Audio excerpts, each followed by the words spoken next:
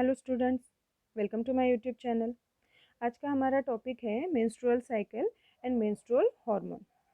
सबसे पहले menstrual cycle की डेफिनेशन देख लो, क्योंकि बहुत बार एग्जाम में ये डेफिनेशन पूछी जाती है। तो मेंस्ट्रुअल साइकिल की डेफिनेशन है क्या?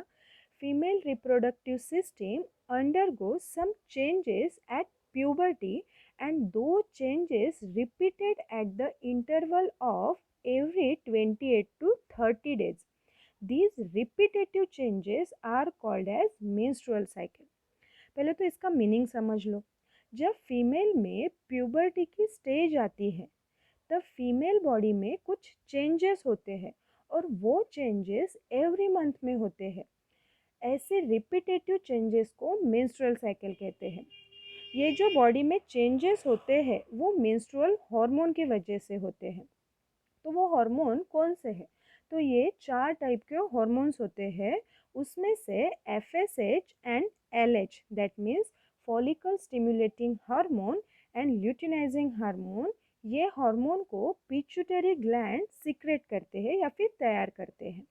और जो दूसरे हार्मोन्स है दैट मीन्स एस्ट्रोजन और प्रोजेस्टेरॉन, ये हार्मोन को ओवरीज तैयार करते हैं। अभी हमने डेफिनेशन में देखा था कि फीमेल बॉडी में चेंजेस होते हैं और वो हार्मोन की वजह से होते हैं। तो एक्चुअल में ये चेंजेस होते क्या है, तो अभी हम इसे डिटेल में देखेंगे। यहाँ पे देखो, सबसे पहले मैंने एक पॉइंट लिखा है, that is several follicle in the ovary start to develop along with oocyst। इसका मीनिंग क्या है? ओवरी के पास बहुत से फॉलिकल्स होते हैं। अब ये फॉलिकल्स मीन्स सेल का बंच जो कि ओवरी के अंदर होते हैं। जब मेंस्ट्रुअल साइकिल स्टार्ट होने से पहले, जब मेंस्ट्रुअल साइकिल अभी स्टार्ट नहीं हुई है, तो मेंस्ट्रुअल साइकिल स्टार्ट होने से पहले ओवरी के पास जो फॉलिकल्स है और जो एग है दैट मीन्स oocyst, तो जो एग है और जो फॉलिकल है वो डेवलप्ड होना स्टार्ट हो जाता है ओवरी के अंदर। अब ये डेवलपमेंट की जो प्रोसेस है दैट मीन्स फॉलिकल और एग डेवलप होने की जो प्रोसेस है, वो प्रोसेस होने के लिए एफएसएच हार्मोन हेल्प करता है। FSH that means follicle stimulating hormone. तो ये हार्मोन फॉलिकल और एग को डेवलप्ड होने में हेल्प करता है इन द ओवरी। अब जो डेवलप फॉलिकल हुए हैं तो फॉलिकल क्या करते हैं? एस्ट्रोजन नाम का दूसरा जो हार्मोन है उसे सीक्रेट कर देता है। तो फॉलिकल ने एस्ट्रोजन को सीक्रेट कर दिया। बाद में क्या होता है? यूटेरस के पास एंडोमेट्रियम की वॉल है। हमने फीमेल रिप्रोडक्टिव सिस्टम में देखा है। तो जिन लोगों ने अभी तक वो वीडियो अगर नहीं देखा है तो आप लोग वहाँ पे देख सकते हो। तो यूटेरस की जो इनर वॉल होती है इसे एंडोमेट्रियम कहते हैं।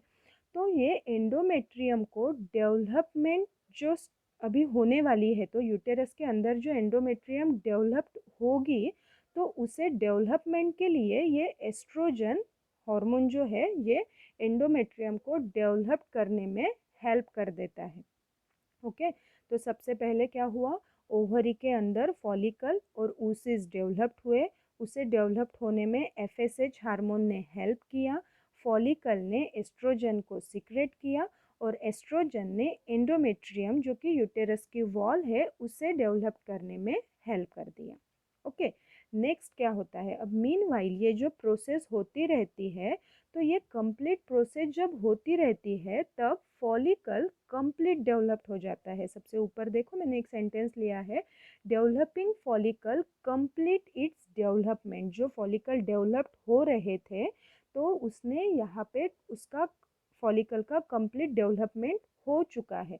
अब वो डेवलप्ड हुआ फॉलिकल बर्स्ट हो जाता है with the help of LH, that means luteinizing hormone के हेल्प से डेवलप्ड हुआ फॉलिकल बर्स्ट हो जाएगा। अब जो फॉलिकल बर्स्ट हुआ है तो ओवरी के अंदर जो एग है वो एग वहाँ से रिलीज हो जाएगा। तो ये प्रोसेस को कहेंगे ओव्यूलेशन। तो ओव्यूलेशन मीन्स क्या है? ओवरी से एग रिलीज होने के प्रोसेस को ओव्यूलेशन कहते हैं। तो जो डेवलप्ड हुआ फॉलिकल है वो एलएच से हेल्प से बर्स्ट हुआ और वहाँ से एग रिलीज हो गया, दैट मीन्स वहाँ ओव्यूलेशन की प्रोसेस हो गई। रिमेनिंग बर्स्ट फॉलिकल फॉर्म, अब जो बचे खुचे जो फॉलिकल्स है तो उसने क्या फॉर्म कर दिया, कार्पस ल्यूटियम फॉर्म कर दिया, और कार्पस ल्यूटियम ने आगे चल के प्रोजेस्टेरॉन को सिक्रेट कर दिया जो कि हार्मोन है। ओके, कार्पस ल्यूटियम ने प्रोजेस्टेरॉन को सिक्रेट कर दिया। नेक्स्ट क्या होता है अभी, अब यहाँ तक के क्या हुआ, हमने क्या देखा, यहाँ तक के ओवरी से एक रिलीज हो गया, दैट मीन्स ओव्यूलेशन की प्रोसेस अब यहाँ पे हो गई। अब अगर एक रिलीज होने के बाद 24 आवर में अगर वो फर्टिलाइज नहीं होता है, मीन्स अगर समझ लो ये एग है और ये एग के साथ fertilisation, that means male gamete के साथ अगर ओवरी का फर्टिलाइजेशन अगर नहीं होता है, ये एग है और समझ लो ये एग है और ये male gamete, that means sperm आ गया। तो अगर ऐसा कुछ होता नहीं है, फर्टिलाइजेशन होता नहीं है, दैट मीन्स स्पर्म ने अगर एक के साथ कॉम्बिनेशन करके अगर फर्टिलाइजेशन नहीं किया विद इन 24 आवर, तो क्या होता है, कॉर्पस ल्यूटियम बिकम इनएक्टिवेट। तो वहाँ पे कॉर्पस ल्यूटियम इनएक्टिवेट हो जाएगा, और अगर कॉर्पस ल्यूटियम इनएक्टिवेट हो गया तो एस्ट्रोजन और प्रोजेस्टेरॉन हार्मोन भी सिक्रेट होना वहाँ पे स्टॉप हो जाएगा। ओके, नेक्स्ट क्या होगा फिर, जो एंडोमेट्रियम है, दैट मीन्स यूटेरस की जो इनर वॉल है एंडोमेट्रियम, वो भी वहाँ से डीजनरेट होना स्टार्ट हो जाएगी। और अनफर्टिलाइज्ड एग, मैंने अनफर्टिलाइज एग क्यों बोला है, क्योंकि फर्टिलाइजेशन नहीं हुआ है, तो जो अनफर्टिलाइज एग है वो डिस्कार्ड हो जाएगा, वहाँ से निकल जाएगा through vagina, and this is accompanied with continuous bleeding.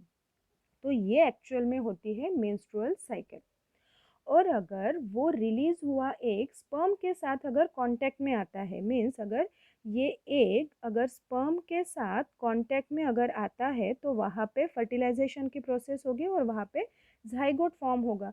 तो अगर फर्टिलाइजेशन की प्रोसेस वहाँ पे हो जाती है तो वहाँ एम्ब्रियो बन जाएगा, और जो मेंस्ट्रुअल साइकिल है तो वो मेंस्ट्रुअल साइकिल कुछ टाइम के लिए, कुछ समय के लिए वहाँ पे टेम्पररीली स्टॉप हो जाएगी। और लास्टली देखो, यहाँ पे मैंने एक मेंस्ट्रुअल साइकिल की डायग्राम दिखाई है, अगर एग्जाम में पूछते हैं तो आप लोगों को ये डायग्राम निकालनी पड़ती है।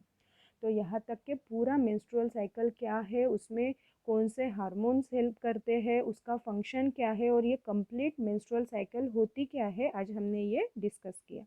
अगर आज का टॉपिक आप लोगों को समझ में आया है, पसंद आया है, तो लाइक कीजिएगा और ये वीडियो सबके साथ शेयर कीजिएगा। Thank you.